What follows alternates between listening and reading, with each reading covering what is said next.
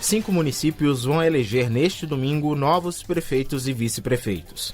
Capão do Cipó, Miraguaí e Redentora, no Rio Grande do Sul, Laciária, em Goiás, e Panguaçu, no Rio Grande do Norte. Prefeitos e vice-prefeitos vão cumprir mandato até dezembro de 2024.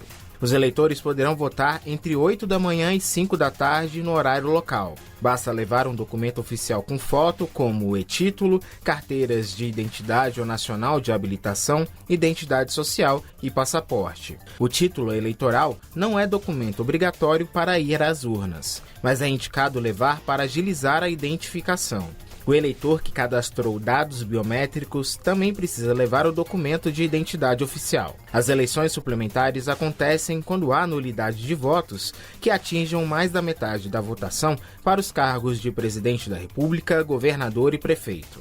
Também poderão ser convocadas novas eleições quando a Justiça Eleitoral indefere o registro, cassa o diploma ou decreta a perda do mandato de candidato eleito. Mais informações no site do Tribunal Superior Eleitoral em tse.jus.br. Da Rádio Nacional em Brasília, Renato Ribeiro. A Anvisa determinou nesta sexta-feira a apreensão e proibição da comercialização dos medicamentos Decadurabolin e Durateston.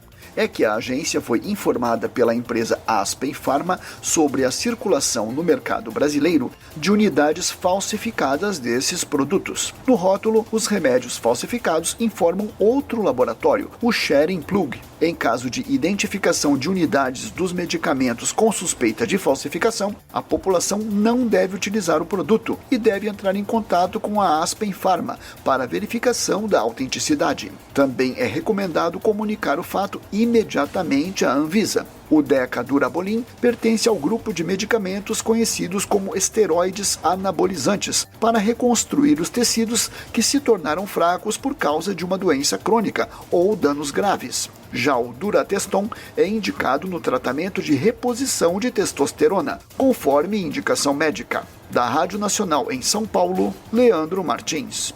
Falta de dinheiro, de equipamentos e de pessoal especializado e treinado. Esses são os principais problemas enfrentados pela Defesa Civil, órgão público presente nos municípios e que é responsável pelo mapeamento de áreas de risco, prevenção e contenção de desastres ambientais, como o que aconteceu no último carnaval no litoral norte paulista, onde deslizamentos de terra causaram 65 mortes e deixaram 2.000 desabrigados. De acordo com a pesquisa municipal em proteção e defesa civil feita pelo CEMADEM, o Centro Nacional de Monitoramento e Alertas de Desastres Naturais, a partir de dados de quase 2.000 cidades brasileiras, 72% dos municípios não têm orçamento próprio para a área e nem sempre podem contar com recursos da própria prefeitura. Também foi apontado que em 19% dos municípios existe carência de equipamentos. O pesquisador do CEMADEM, Vitor Marquezini,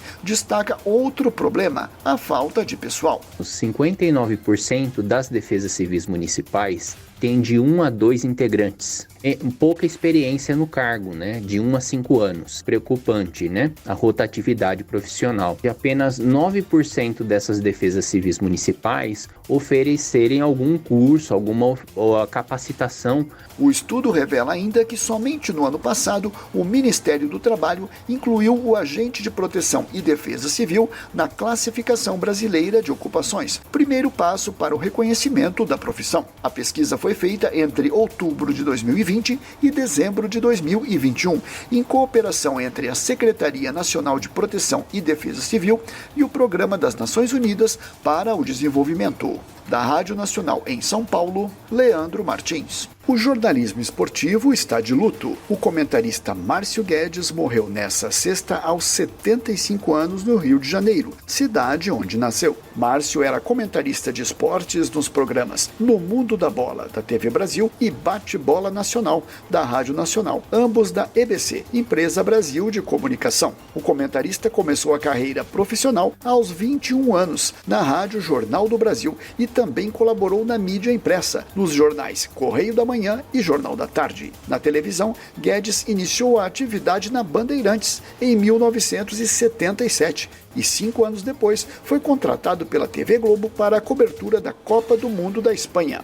Em 1986, foi para a TV Manchete, compondo o elenco do programa Manchete Esportiva Primeiro Tempo. Márcio Guedes também trabalhou na ESPN, no programa Linha de Passe, ao lado de José Trajano, Juca Kfouri, Tostão e PVC. Ele era torcedor declarado do Botafogo. O clube publicou nota no Twitter lamentando a morte do jornalista. Da Rádio Nacional em São Paulo, Leandro Martins. O Ministério da Justiça e Segurança Pública vai acionar a Polícia Federal para investigar a tentativa do governo Bolsonaro de trazer ilegalmente ao país, em 2021, joias com diamantes avaliadas em 3 milhões de euros, o equivalente a 16 milhões e meio de reais.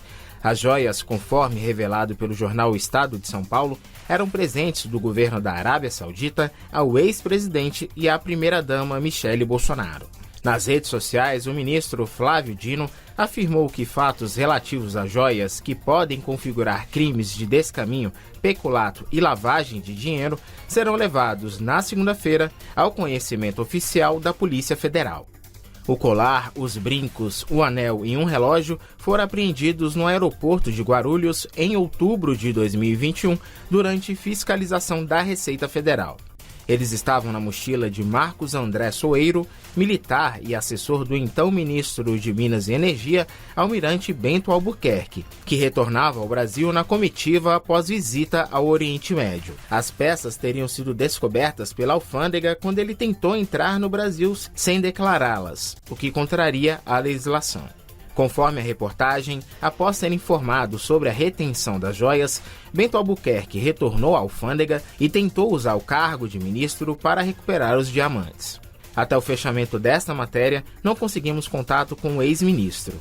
Em nota divulgada pelo site UOL neste sábado, o ministro afirmou que tratavam-se de presentes institucionais destinados à representação brasileira integrada por comitiva do Ministério de Minas e Energia, portanto do Estado brasileiro, e que, em decorrência, a pasta adotaria as medidas cabíveis para o correto e legal encaminhamento do acervo recebido. Em declaração à CNN Brasil, Bolsonaro disse estar sendo acusado de um presente que não pediu nem recebeu, não havendo qualquer ilegalidade da parte dele. Já a ex-primeira-dama Michele Bolsonaro, pelas redes sociais, criticou a imprensa e perguntou ironicamente se realmente teria tudo isso e não estaria sabendo. Neste sábado, a deputada federal Érica Hilton, do PSOL de São Paulo, pediu ao Ministério Público Federal a abertura de investigação contra os envolvidos no caso dos diamantes pelo crime de corrupção passiva.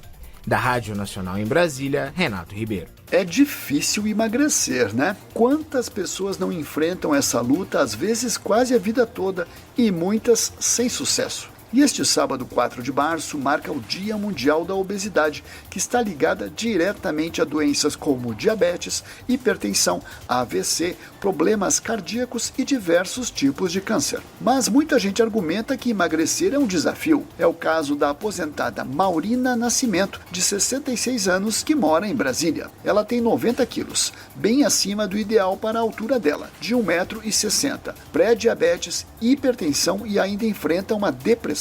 Ela explica as dificuldades para perder peso. A dieta que eles passam, o que eu tenho que comer durante esse tratamento, eu não tenho como comprar. Faço uma semana quando eu tenho dinheiro, quando acaba o dinheiro eu não tenho condições de fazer. E o lado emocional também, porque eu já sou uma pessoa com depressão, quando não dou continuidade eu fico triste, aí eu fico deprimida. A dona Maurina precisa resolver o problema de como obter os alimentos certos. Isso porque, de acordo com o nutrólogo Eduardo Howen, médico no hospital israelita Albert Einstein, para emagrecer é preciso consumir a comida adequada. Quando você vai a um tratamento médico, um tratamento nutricional, ele tem que fazer o quê? Ele vai te entregar todos os micronutrientes, que são as vitaminas e minerais, ele vai te entregar todos os macronutrientes adequadamente, que é carboidrato, proteínas e gorduras, para fazer o quê? Um emagrecimento saudável. O sobrepeso é uma tendência mundial. Segundo a Federação Mundial de Obesidade, 1 em cada 4 pessoas vai viver com obesidade até 2035,